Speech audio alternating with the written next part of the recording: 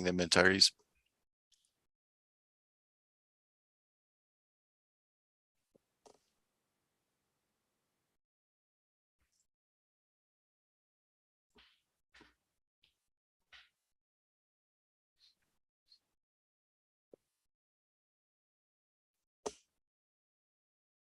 All right. Can you guys see my screen okay? Yep. We can. All right. Welcome, everyone. We're going to be starting in just about a minute here. Give everybody a chance to get logged in. We're going to be starting promptly at 1 p.m. Eastern.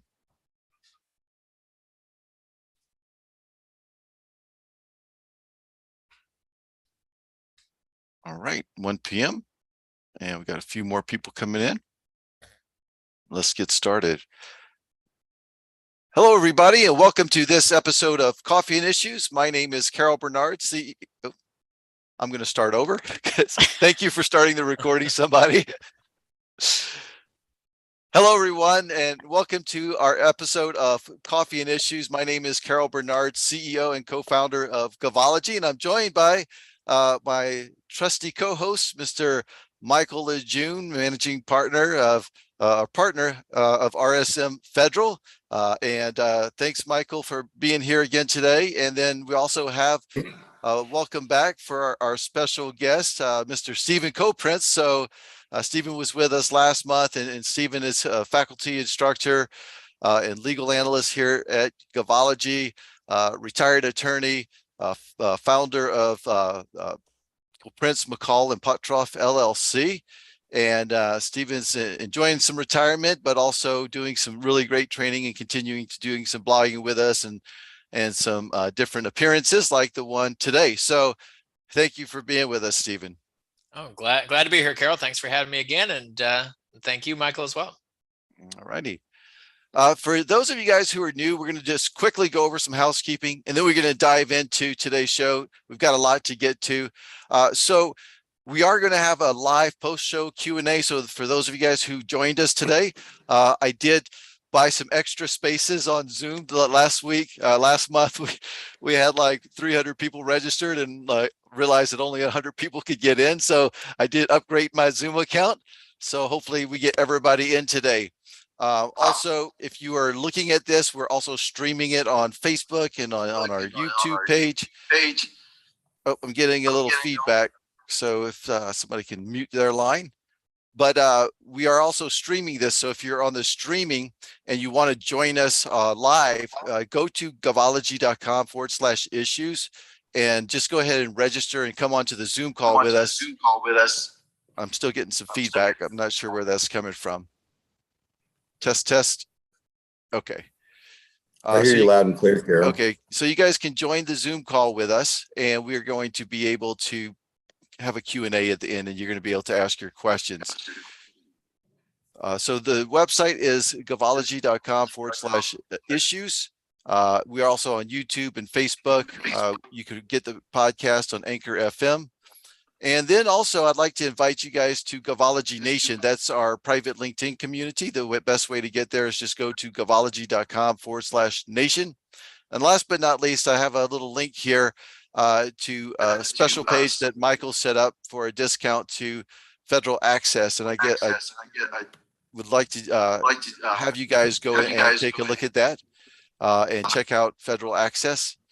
I'm still getting a little feedback, and I apologize for that. I don't know if you guys can hear it on your end, but we're going to go ahead and move forward. So I'm going to stop my screen sharing here. And again, welcome back, Mr. Michael Lejeune and Stephen Koprince. This is our next episode of Coffee and Issues, where we're going to be talking about small disadvantaged business certifications, opportunities, and confusion. So on that note, what I would like to start off with is talking about, I'm seeing some, what I consider to be some historic opportunities right now in the government marketplace, and not just the federal government, also state and local governments. And I'll explain what I mean by that here in a second, but I'd like to give Michael and Stephen an opportunity also to chime in on this. And let's talk about some of the opportunities that you guys are seeing right now, both in general, but also specifically maybe for some of the small disadvantaged businesses that are out there. Michael. Yeah, I think it's interesting when I look around, and I think you were talking before the show about how the Navy had missed their goal by like 600 million last year. Mhm. And I think on the one hand, it's pretty neat how the goals keep going up. But there's also, to me, a part of the confusion is I think people think it's so easy to get a contract because you're a small business. And the government has so many standards and rules that even though they are increasing the goals, they're still trying to make sure that we have qualified small businesses, not just a small business or a hub zone or an 8A or whatever. Just because you've checked that box doesn't mean you can be relaxed on that other stuff. And so even though the opportunity is growing in the market, there's such a need to be qualified and prepared to do this. Absolutely. And that's probably my biggest comment on this whole thing is you've got to be prepared. Just checking that box is not going to get the job done, or else the government, such as the Navy and everybody else, they'd be exceeding their small business goals, and they're not. And so we have to be prepared on our end in order to help them meet their goals. Absolutely. Yeah, and I would just build on that a little bit. And it is, I think, an era of opportunity, especially for these small disadvantaged businesses. We're going to be talking about how the administration is wanting to push that goal all the way to 15% of federal prime contracting dollars. And so the goal for a long time was 5%. That's a little misleading because the government was doing 9-10% per year. So the goal, the achievement had long outstripped the goal. But last year, right around 11%, something like that. So we're talking about a major increase if you actually get up to 15%. So that's going to present a lot of opportunities moving forward. But to sort of build on what Michael is saying here, when we talk about these goals and we talk about what it means to achieve these goals, we're always talking about dollars. We're talking about prime contracting dollars for the most part, specifically going to these companies.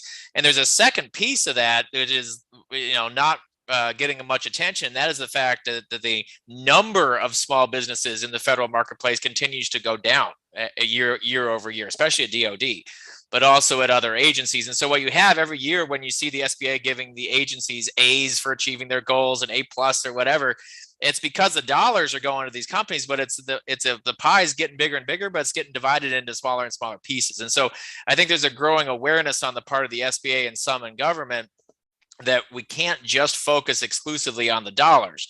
And as Michael said, getting folks ready to get, procurement ready, as they say, to win those contracts is really important. And when you look at the flip side of the fact that the number of small businesses in the marketplace is actually going down, that tells you that we as a government contracting community, if we value kind of a diversity and a broad industrial base, as I think the government does, we got to focus not just on the dollars, because that's going to grow every year, almost every year, just based on budgets and inflation, et cetera, but how many folks are participating in the marketplace, and those who aren't participating, what tools are we going to provide? What resources are we going to provide to get them in a place where they can compete and win in this marketplace? Yeah, absolutely. The only thing I would add to that is, as you're talking about the company shrinking, we've been watching the contractor base shrink for years, just years and years. It's been shrinking. And given what's going on in the economy, I absolutely expect the contractor base to continue to shrink, because a lot of contractors are not solely in government. They have one leg in government, one leg in commercial. And even if they've been in government for a while, they're not necessarily fully engaged, winning successfully all the time, have a strategy, all that kind of stuff. And as the contractor base shrinks, that creates opportunity for the people that are left over, because someone has to step in, especially on those contracts that are going to come up for recompete, on new contracts that are going to roll out. And so you're going to see some opportunity in those areas.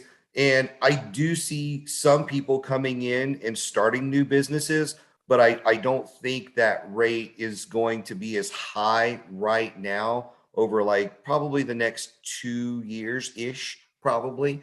I think, when we take a step back and look at the economy, it's probably going to be late 24 before we really see a resurgence of businesses coming out there. So it just depends, though. We saw some wild stuff happen in 2020 where people were like I'm just gonna start a company instead of going to work or worrying about COVID or any of that kind of stuff. So it's kind of all bets are off. It's just kind of a, hey, I think this is, if I had a crystal ball, I don't see as many people starting new companies over the next 6 to 12 months.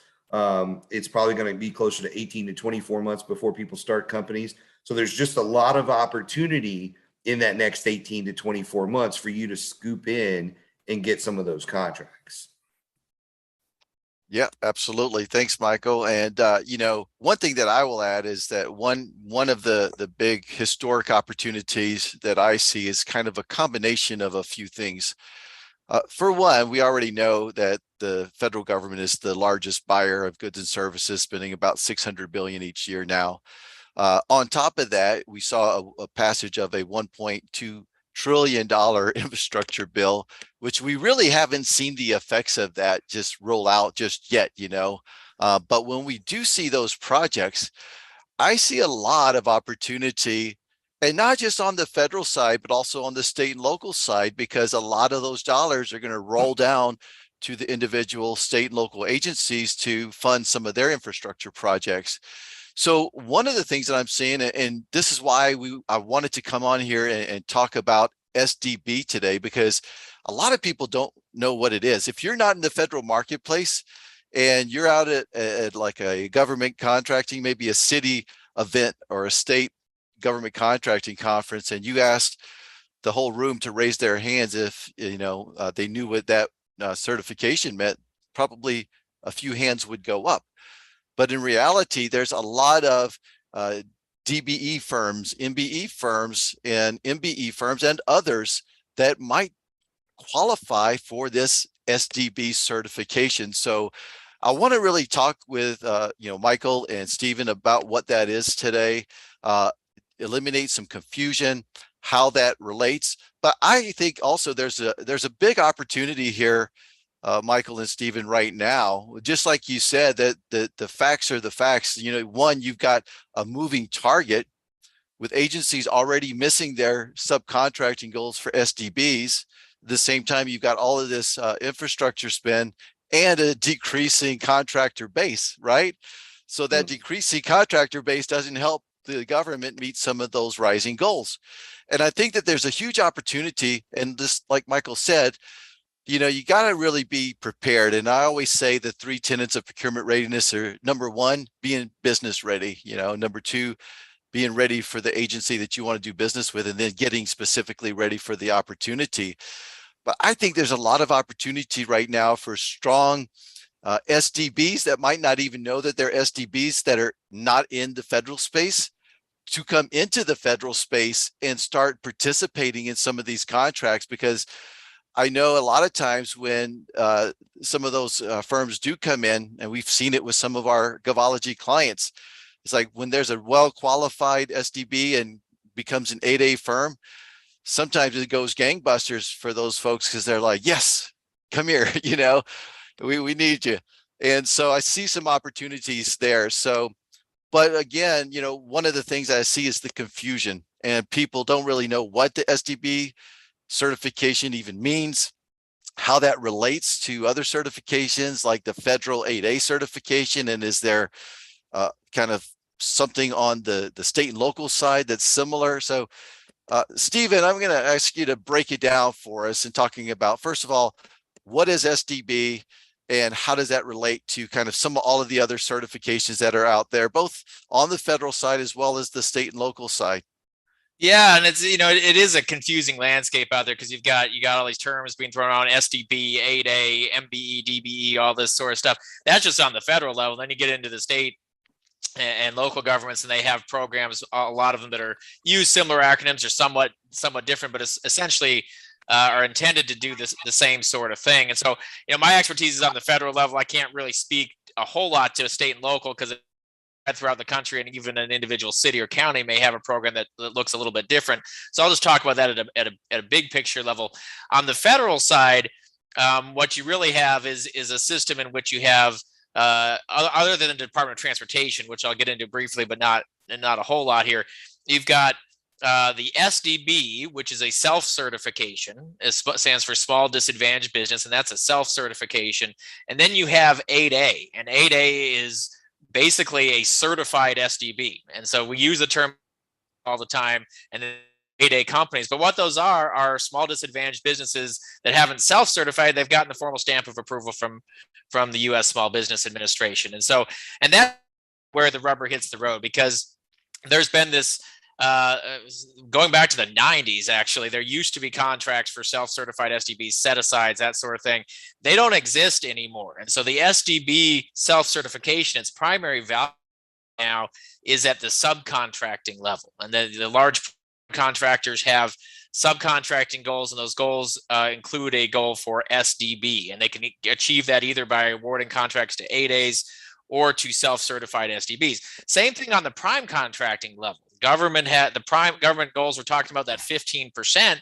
The government can get there by awarding contracts to 8As or SDBs, and so the self-certified SDBs. So the combination of the two is what they're trying to get to.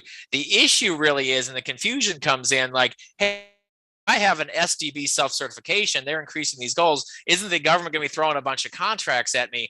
And I'm a little bit skeptical about that. As a legal mechanism, there is no legal mechanism for the government to award sole source or contracts to self-certified SDBs, nor is there a legal mechanism to set aside competitions for self-certified SDBs. And so when the government is counting those contract awards, those self-certified contract awards toward its 15% goal, or whatever it is now, 11% last year, 12% next year, they're getting there some other way, by using a small business set aside, by using an 8A set aside, by using a HUBZone set aside, full and open. And then they look at the SAM profile. Oh, good, they're a self-certified SDB. Let's take credit for it. So, there are a lot of folks that I've spoken with generally like, oh, great, I've checked out the SDB box and Sam, this is going to be great news for me. I'm not sure that it is. And what I would offer is, if you are a self-certified SDB and you qualify, and that's the key, if you really truly qualify, then you should probably apply for 8A, unless you already had 8A. Why? Because when you look at the federal regulations, the SBA regulations as to what is an SDB, the answer is look at the 8A rules. That's literally what it says. Is go look at the 8A rules. And so, that's what it is. It's essentially an uncertified 8A, and that was different. And they merged them together in a process ending in 2020. The eligibility requirements are essentially the same. And so, if you legitimately qualify for it, then you should probably go get your 8A certification. And there are going to be, and Carol, you mentioned this point I'll make for now, probably some companies out there, and I'm just making it sound more dire maybe than it is, oh, you got to meet all the 8A criteria, but there are folks out there who may actually qualify for SDB/8A who don't think they do. And a lot of times those are, at least at the federal level, people, members of racial or ethnic minorities.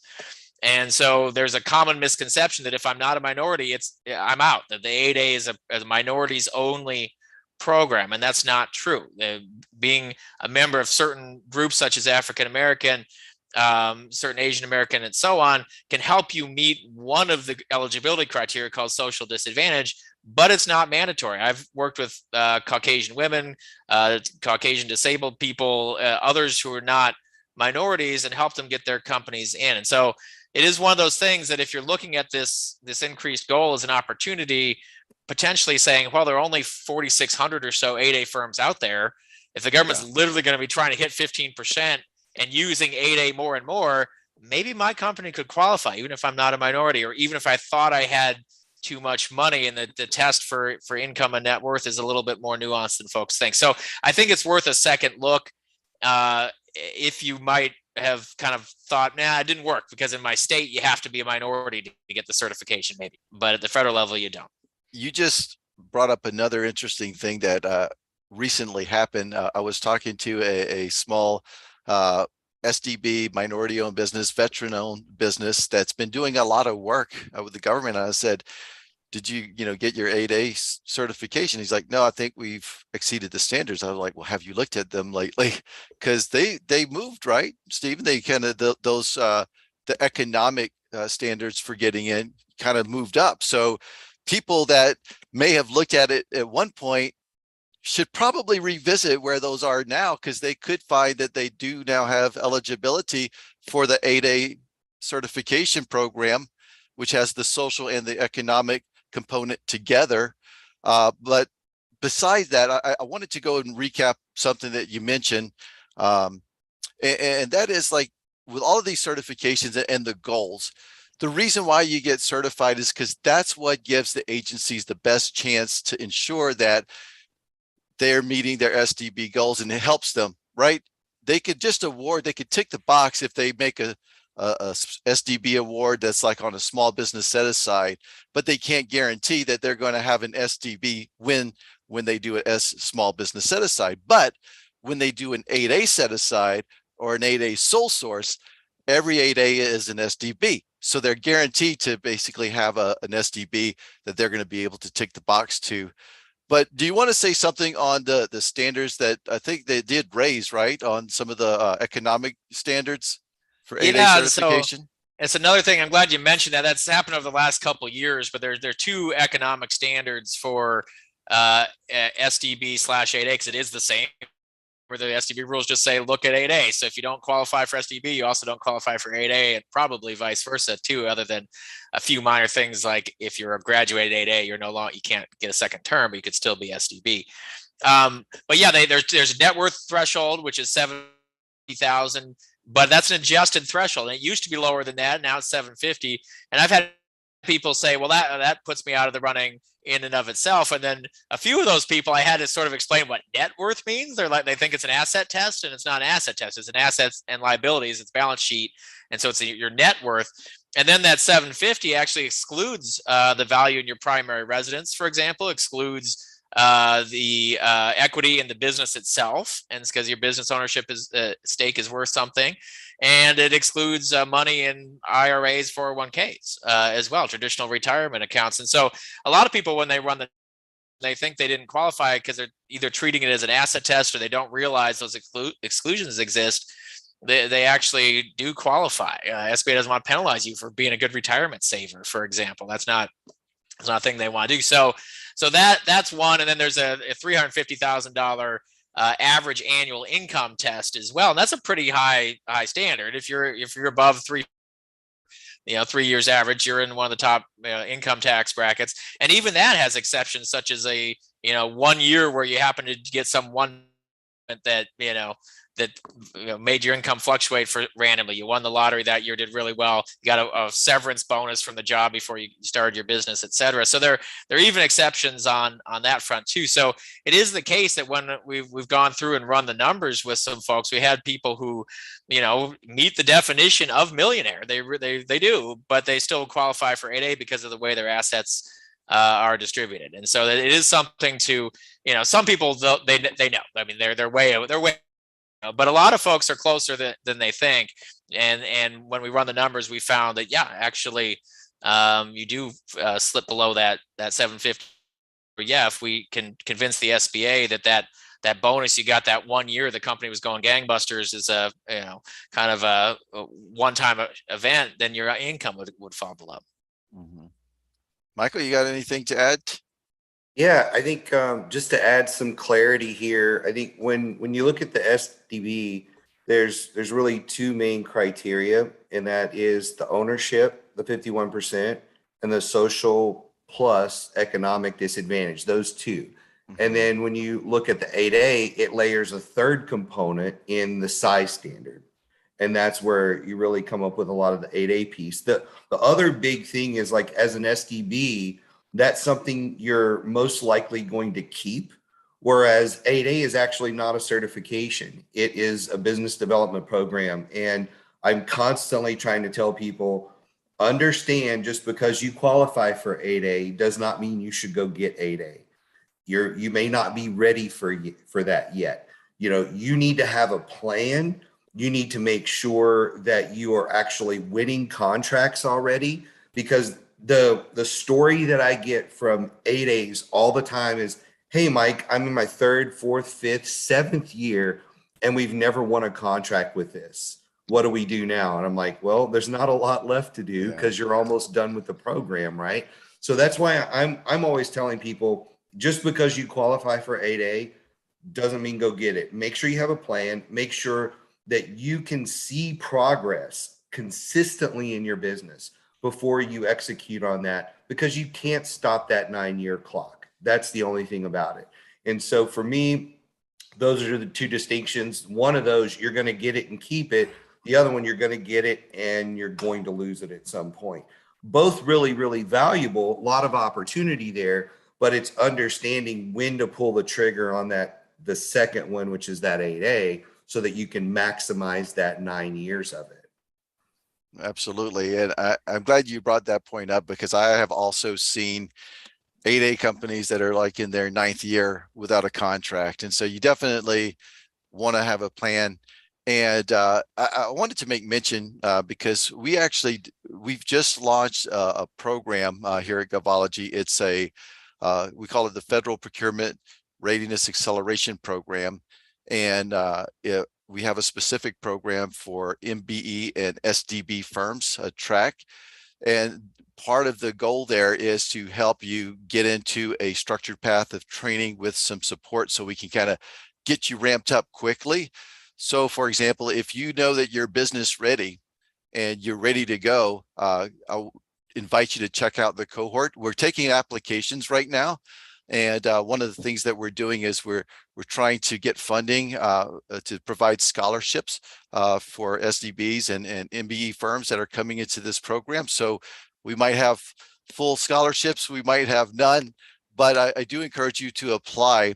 You can find that cohort and we have multiple cohorts right now, but let me give you the URL, govology.com/cohorts, and you'll see that Federal Procurement Readiness Acceleration Program, and specifically we have one for an MBE and an SDB track. Let me just go back, because I saw a question that came in as we were talking about, like, what does actually self-certification as SDB entail? What that is simply, first of all, let me give you another link, govology.com/SDB. I just had a little article that I posted up there, and Stephen has just written and delivered to us a much lengthier and a great explainer article that we're going to get posted on our website soon. But if you go to govology.com/SDB, the first place I would encourage you to start is read that article. And we've got 3 links there. What is a small disadvantaged business? And then it breaks down, because the 2 components of that must be met together are what is meant by socially disadvantaged and what is meant by economically disadvantaged. So if you go and read that law, and by the way, on the social disadvantaged piece, it's actually some sections from what qualifies for 8A certification, but the SBA has actually did a good job of going into some extra detail, and like what Stephen mentioned, while a lot of the minority-owned businesses would be able to get in under that presumed social disadvantage, read the language and what does it say? Essentially, the premise of it is, and Stephen, chime in if I say something inaccurate here, but the premise of this is that anytime you've received discrimination, bias, or unfair treatment, either in your work life or in your life as a business owner, you look at that and you kind of go back in time and think about your life and what were your struggles. And this is what the program is for people who've had struggles in some of these areas based upon their individuality as a person or as a group. And so that's where some groups are recognized. If your group is not already a recognized group, there is actually a process to petition the SBA. I've seen some states that actually recognize an LGBTQ certification, and I've been asked in events, is there one for federal? I would say there's not one for federal, but this SDB and the 8A pathway may be a program for you. And it's on a case-by-case basis based upon the individual. So if you read those definitions there, and if you feel that it applies to you, then when you register at SAM, or if you are already registered at SAM, you can go and do an update. And question 17 in the representations and certification section of SAM, says, are you a small disadvantaged business? And you could either say yes or no. That's self-certified. Now, if you want to take it to the step further and you've got a strong case to make and put it to the SBA, they will review it. And I think about that certification is like the SDB or the veteran zone is how's it been. Of course, it's changing because there was a self-certified, but then the VA were verifying. So basically, the SBA will verify you and certify you as an 8A program participant, and then you get to take advantage of sole source contracts with the federal government, 8A set-asides, and there's some other components that's very beneficial inside of what Michael mentioned, which was an 8A business development program for 9 years. So, by the way, there are certain years that if you were already certified, you had an extension year because they kind of gave a year for COVID. That's kind of over now. So if you're applying today, you don't get the 10th year, but some of you might. So if you think that, hey, I'm almost at the end, I'm in my 9th year. If you were certified during COVID time, you might have that extra year tacked on. Go and look at your SBA profile and see what your extension or your ending date is on that. Michael, Steven, you guys want to add something to that? I have something to add to. I think the on the social disadvantage, I think is you were talking a lot about that. I think that is probably the most misunderstood piece of like how people qualify for it, and where they disqualify themselves. So just to give a very quick example, we had a client who was a woman, and she was in a state that most of the business owners are already men. So she was at that disadvantage. Then she decided to go into an industry that is like 90+% men ownership in the construction space in her state. And she had multiple examples when it got to the write-up of how like she'd show up for a walkthrough and they're like, oh, where's your boss? Or like, hey, where's the owner? Or, things like that happened to her. Or, oh, hey, you were in the running, but we've never worked with a woman firm before, and that kind of got you disqualified. There was so many stories like that. It made it super easy for her to qualify for her 8A because of the disadvantage she's been at. So don't just automatically disqualify yourself from something like that because you're like, oh, well, I don't think I have anything that disqualifies me. Take a look at your background on the social side and see if there are some things.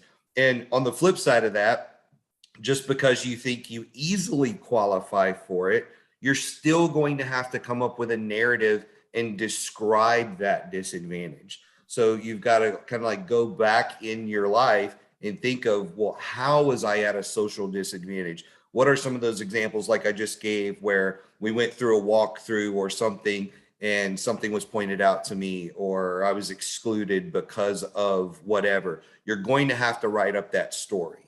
Yeah. And so those are just some points to think about on the social side. Right. And even if you're a minority owned business and fall within one of the presumed groups of social disadvantage, you still have to write up a disadvantaged narrative, right, Stephen? Mm-hmm. Actually, not anymore. So I didn't want to clarify. I'm glad that I asked you. I didn't want to clarify that way. Thank you. That's why we got him here. Yeah, and so this has been a great discussion. Constant moving target. Yeah. Exactly. They're changing these rules all the time. But yeah, I've worked also narratives that sound a lot like the one you're talking about there, Michael, with women.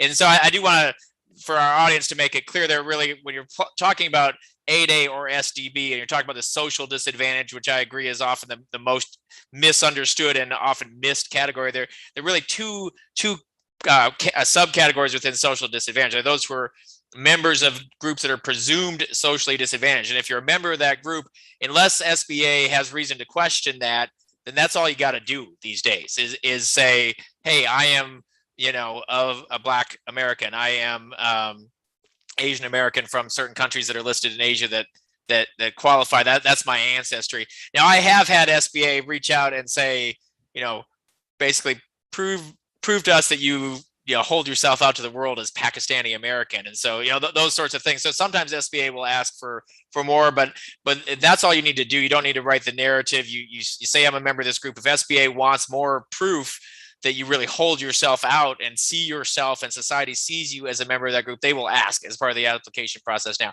if you are not one of those, and there's a list, if you go to the regulation, there's just a list of the groups. And so you look at it, and sometimes it's kind of like, wait, so if I'm from Pakistan, I'm presumed. If I'm from Afghanistan, I'm not. Why is that? My answer is, I'm suspicious it's just political, right? That's my answer to that. But I don't know that for sure. But if you're not in one of those groups, then you're in a situation where, as Michael said, you're not necessarily out of the running, but now you got to prove that you personally experienced this bias or discrimination based on a distinguishing characteristic about you. A characteristic that might be your gender is probably the most common one, as Michael was talking about there. A woman, it's typically going to be a woman. I suppose it would also work for a man in a woman's field, maybe. But I haven't seen that one. It could be religion. It could be a physical or mental disability. Maybe LGBTQ status. We've seen those applications now. Some sort of distinguishing characteristic about you, and then you have to explain. This is again for the 8A application, how you have experienced bias or discrimination based on that characteristic, and that the result of that bias or discrimination had an adverse impact on you, some sort of concrete adverse impact on you, either in your education, in your career, when you're working for somebody else, or in your business, as Michael was talking about with folks who said, where's the boss and stuff like that. Those are jobs you're not getting. So that's an adverse impact, concrete effect on you. So what I've and we're working with clients on this, or I don't do this anymore, but when I did over the years, it's so commonly misunderstood that what the SBA is looking for is just a sob story. Like, here's everything bad that happened to me in my life. And I have gotten some really heart-rendering drafts from clients, like, about their divorce and about how they had alcoholic parents and all this sort of stuff. And that's just, it doesn't matter because to SBA, I mean, it matters to you personally because these are tough things that you've overcome and it's part of your story, but it had nothing to do with your distinguishing characteristic. Your parents' alcoholism wasn't because you were, a female. I mean, so it's irrelevant to SBA. So I say usually with those things, let's tell that in a paragraph just so SBA can understand they're humans too, where you came from. But now let's think about times that you were discriminated against based on that characteristic. Final piece I'll mention on that is SBA understands that you don't have to prove that beyond a reasonable doubt. Most people, not everybody, but most people in this day and age are savvy enough not to say, hey, I'm not giving you this job because I don't like women-owned businesses. Now, some people might say that, they may, or at least imply it, but what you can do is, if you say, look, I was the only women-owned business who bid. There are 5 other bids. My bid was 100,000 lower. We had the same sort of qualifications. They still awarded the male-owned company. That's probably going to be good enough for SBA. Circumstantial evidence. So what the SBA is looking for is, more likely than not that the reason was discrimination. We've seen this too, where women, it's my most common example. Well, they were passed over for promotion versus a less qualified man. Well, the boss didn't come in and say, yeah, we just want a man in the job, because most people are savvy enough not to do that in this day and age. But circumstantially, there was no real reason why he got passed over for somebody who was less qualified. So SBA will accept those as evidence because it's more likely than not a discriminatory reason in that case. Yeah, and it's not a court of law, like you're saying there, Stephen, to kind of back that up. It's not a court of law. So, they're not going to sit there and most of the time grill you 38 ways on this thing. They're just looking for the story for you to write it up. And I think the biggest part of it is you have to be able to articulate that. And that is a challenge in everybody's business that I see, whether it's your marketing, whether it's your capability statement, your website, is being able to articulate something very clearly, not just say, I was at a party once and I was discriminated against. Okay, elaborate on that a little bit. So you were talking about the write-ups there, being able to actually write 2 or 3 paragraphs on the incident and probably have 2 to 3 incidents within the last, 5 to 10 years, something fairly reasonable, in order to build your case. But again, it's not a legal case in a court of law or anything like that. It's just to communicate to that other person on the other end what happened and how it affected you. And so that's kind of the thing that I look for. And there's really simple: what happened, how did it make you feel, and how did it affect you, whether it was financially or some other way? How did it impact you? And if you can cover those 3 things in your 2 or 3 paragraphs, you're going to have a pretty good story to tell and likely get your certification. Stephen, thanks, Michael. That brings me to a good statement that was actually made in the chat. We've had some great statements and questions coming in through the chat. And the last one says the regulation states that an individual must prove by preponderance of evidence the discriminating factor. So, Yep. Stephen, what the heck is a preponderance of evidence? And do we have to present like exhibit A? Here's, what happened here in a court of law. Yeah, no, and Talk about appreciate that, So, please. How far do people have to go to basically substantiate their claim? yeah, so the preponderance of the evidence is essentially the legalistic term for the term I used when I was talking, which is more likely than not. That's what preponderance of the evidence means as a legal term. There are different standards in the law as to how much weight you have to prove a case. As we all kind of know from watching television drama, the standard in a criminal case is proof beyond a reasonable doubt. And that's a much higher standard than preponderance of the evidence, which is literally more likely than not. And you can get even lower than that. Reasonable suspicion essentially is what the police officers need to have to pull you over. They don't need to even say it's more likely than not that you're breaking the law, just to have a reasonable, probable cause to pull you over. And that's less than 50%, but more than zero essentially. So the SBA in this sense is looking for that 51%. They want more likely than not that you experience discrimination. And it's a good point that you made there, Carol. They do not expect you to prove that with third-party evidence. They will take your sworn statement, and you submit it to SBA under penalty of law. It doesn't have to be notarized or anything, though you could certainly do that. And they will take that as a sworn statement under penalty of law that the events happen as you lay them out. And unless they have contradictory evidence or what you say makes no sense, it's illogical, they will accept that. Now you can back that up with witness statements and such. I've done that with clients who say, yeah, I would, my colleague knew this happened at the time, he saw it, she saw it, whatever. Great. That makes your case even stronger. There's no reason not to do that, but it's not expected. A lot of the discrimination happens in one-on-one conversations. In fact, I sat down with my boss and he said, yeah, your colleague is getting more money because he has a family to support, because it's this, this sexist idea that a man has to support the family, right? And so no one else is in the room there. If you ask the old boss, the boss is like, I didn't say that. I would never say that, right? But it's more, that. So they'll take your word for it as the applicant, unless again it's illogical, makes no sense, or it's internally contradictory. But you can submit additional evidence, and I've certainly done that. If there's more evidence available, by all means do it. It just makes your case stronger. It's not expected, not required. Awesome. I want to circle back for a second. And just going back to the confusion. So like if you are a state or local type of contractor, what certifications kind of might carry over to equate to an SDB? When I think about it, first and foremost, DBE certification on the state and local side. If you met the DBE criteria, you're probably going to qualify on the SDB side. MBE. If you get certified as an MBE at the state and local side, you may qualify as an SDB, but you also need to be underneath those economic size standards. If you're above them, you probably wouldn't qualify because there's both of the components, social and economic. Women-owned businesses. Women-owned businesses are not part of a presumed group that has a social disadvantage. So you would make the case for it based upon your individual circumstances. But that's another one. So there is a WOSB certification that you can get on the federal side, but you should also take a look at the SDB language. And if you can make a case for it, the first thing that I would suggest if anybody is actually doing a self-certification is go ahead and tick the box and then write up your disadvantaged narrative. Even if you're not going for the 8A, what if you get a question and a contracting officer says, oh, show me that you are, because if I'm going to tick this box, I want to make sure. It probably doesn't happen a lot out there, but at least you've got some documentation for yourself if you've ever get asked. But also, Stephen, there's a proposed rule right now that would allow for a protest of an SDB. Is that correct?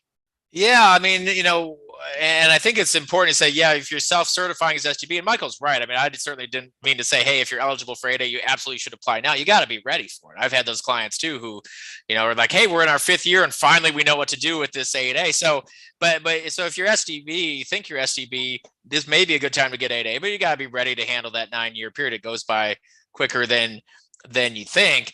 But I would caution that when you go to the SAM instructions, one of the things that the SAM says is you certify that you have, these represent certs, including question 17, the STV status is current, accurate, and complete, and that you have read all the underlying rules, so that you are telling the government that you understand the criteria. And so that is the expectation that's moving forward. Now, it is true that because the SDB status does not really convey any prime contracting benefits, particularly right now, there's no set-asides and sole sources. It's mostly used for subcontracting purposes.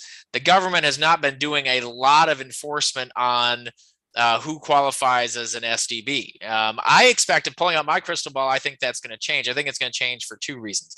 I think first, as we push toward 15%, and we're trying to get 15%, which is a huge number of dollars to this category of businesses, at some point, some enterprising congressperson probably is going to be like, hey, let's take a look at whether, all the businesses that are counted toward this status actually qualify. Like if we're saying that, half of our SDB goal was met through self-certified companies, how do we even know that's true? How do we know they're eligible? And so I expect you're probably going to see agency inspector general offices and or the GAO, which in addition to bid protest does a lot of audits and investigations. I expect that at some point we're going to have those sorts of things done on kind of a broad swath, a representative sample of self-certified SDBs. And my guess is that we're going to find that, I'm just guessing, I bet half of them aren't eligible. That's my, just my guess. And that's been true when they've done similar audits on self-certified SDVOSBs, for example, self-certified woman-owned small businesses,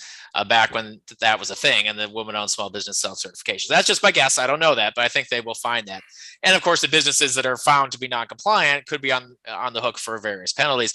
And then, as you mentioned, Carol, the SBA, it just last month, or now it's 2 months ago, it's September because we're now in November, proposed a pretty broad suite of new rules, which we discussed in our last Coffee and Issues podcast. And one of them is this notion of protests of an individual's SDB status. There's not a mechanism right now for anybody to protest an SDB to the SBA and have the SBA do a review of that. SBA is proposing to allow that, and to allow, not right now, competitors wouldn't be doing it, but it would be contracting officers primarily who would now have a vehicle. If they see a company that's SDB and they're like, I don't know, like the owner of that company, they're not a minority. They seem like they're driving around Lamborghini. I'm not so sure this is an SDB.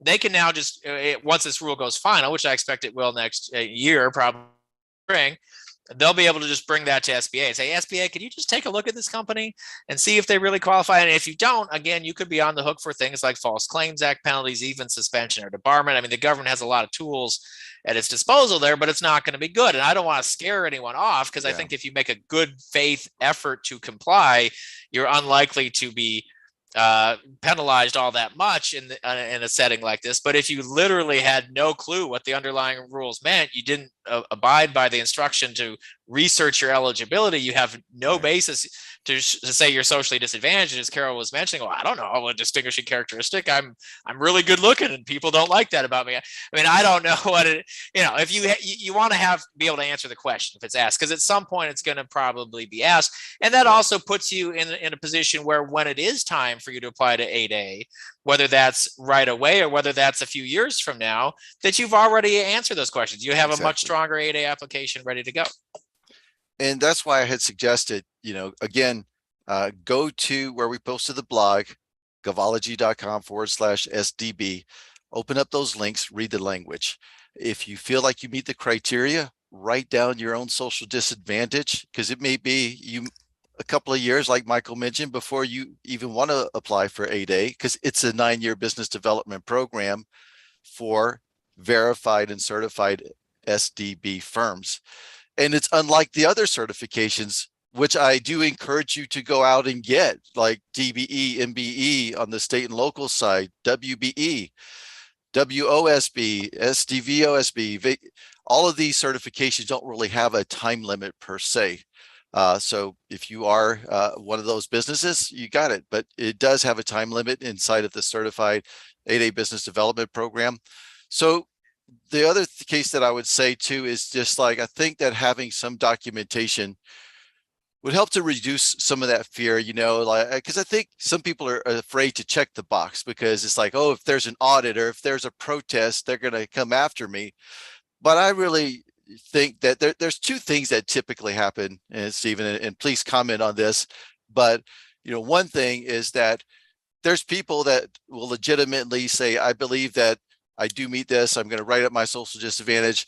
If there's an audit or something and somebody says you're actually not, you're probably not going to be penalized and go to jail, as opposed to, you know, the situations that we saw where people were self-certifying as a service disabled veteran-owned small business, and they weren't even a veteran. That's straight up fraud.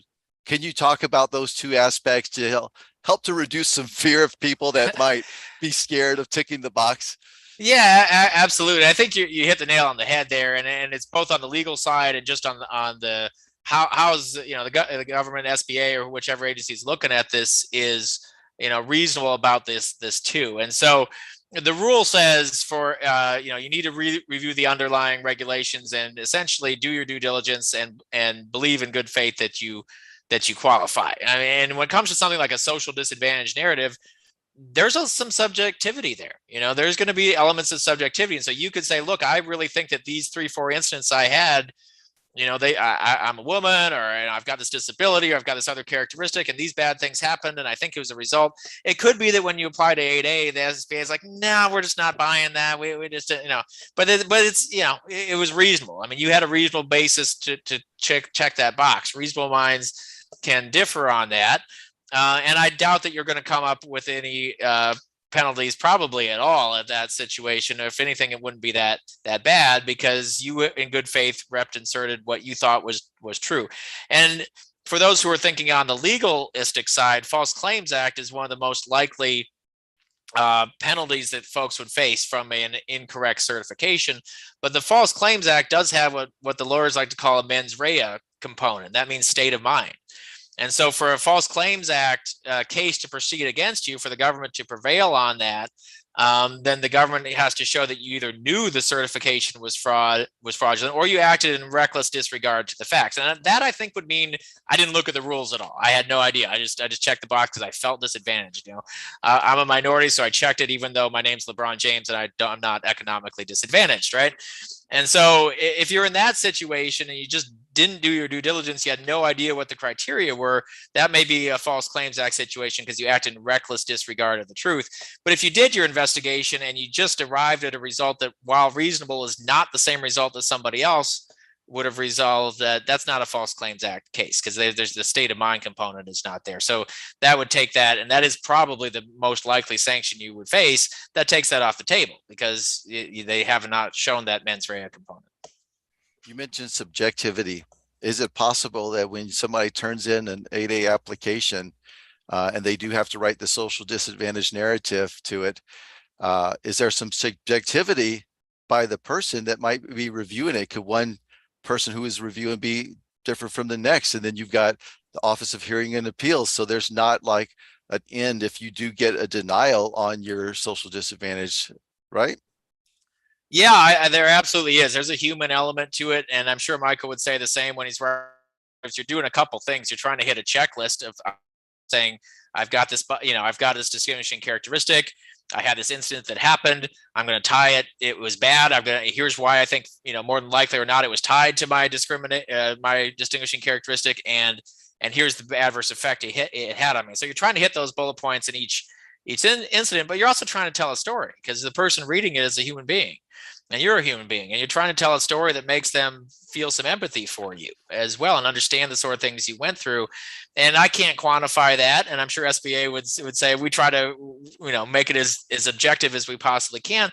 But I don't think that's possible because everybody's story is different. Everybody's story is different. And so one person can look at it as a specific incident and say, yeah, that meets the test. And I think someone else might say, no, I don't think that was more likely than not discrimination, or I don't think you tied it closely enough to your distinguishing characteristic. Maybe you were just bad performer on the job, whatever.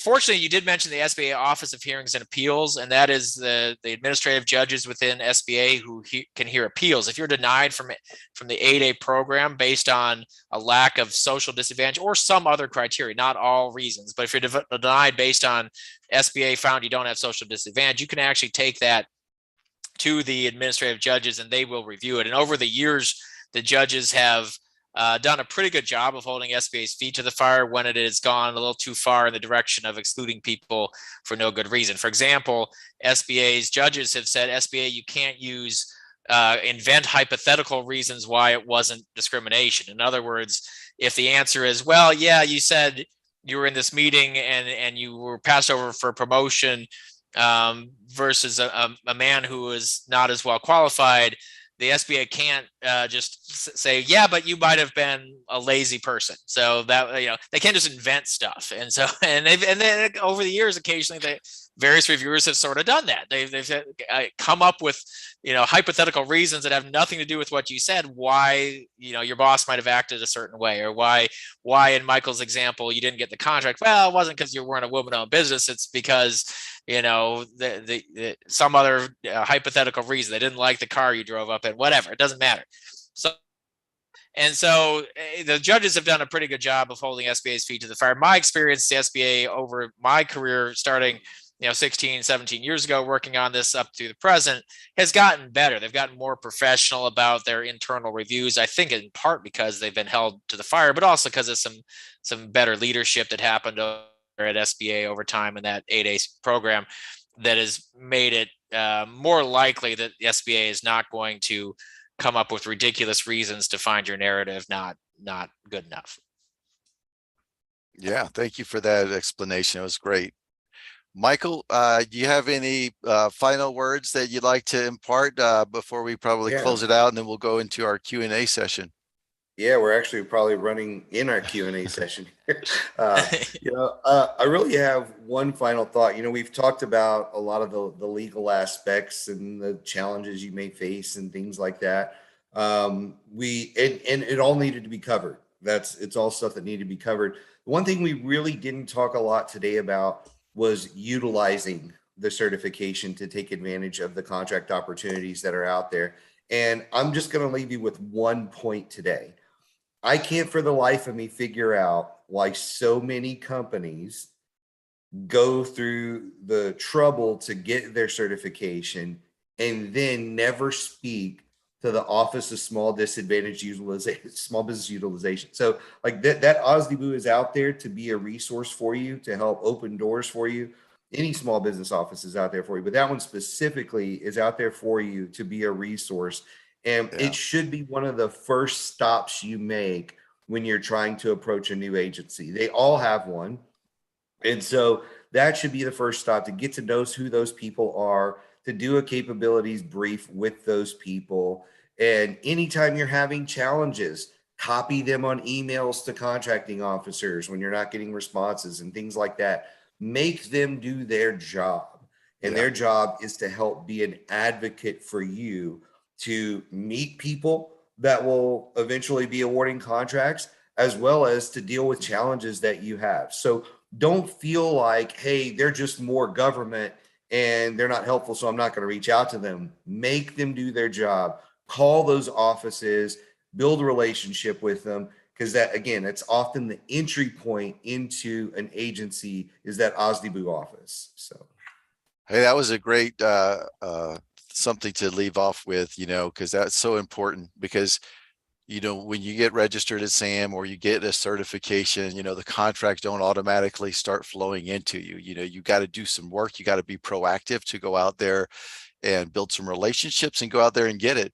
And the OSDBU is a great place. As I mentioned, a lot of these agencies are missing their small business goals. Their OSDBU folks are the ones that are primarily tasked with ensuring that their goals are being met.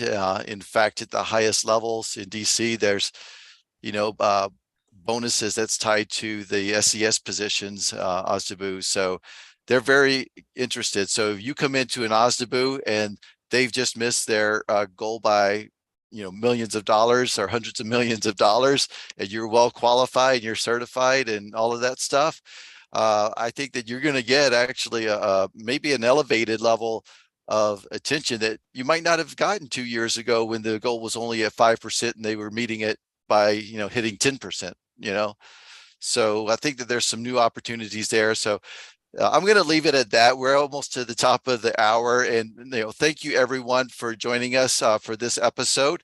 I want to put out 3 takeaways from this. Number one, again, if you came in late, I put a blog posting. It's at gavology.com/SDB. If you want to find out if you qualify for SDB, go and open up the links, read the language of the law there. Number 2, we also have a cohort program that's going to launch in 2023. And we have a specific track for MBE and SDB firms called the Federal Procurement Ratings Accelerator. So go to gavology.com/cohorts if you want to find out more about that and apply. And then last but not least, I mentioned this at the beginning of the show, but if you happen to have any questions that pop up, and maybe we didn't get to them here or they just pop up later, Gavology Nation is our private LinkedIn group where you can join us for free. And we've got over 1,300 members, including Michael and Stephen, who is here today. So if you have a question that you want to pop into the group, and the best way to find our LinkedIn group is just to go to gavology.com/nation, and we have a little redirect set up there. So that concludes our show for today. Thank you, Michael and Stephen, for joining us, and we'll see you on the next episode.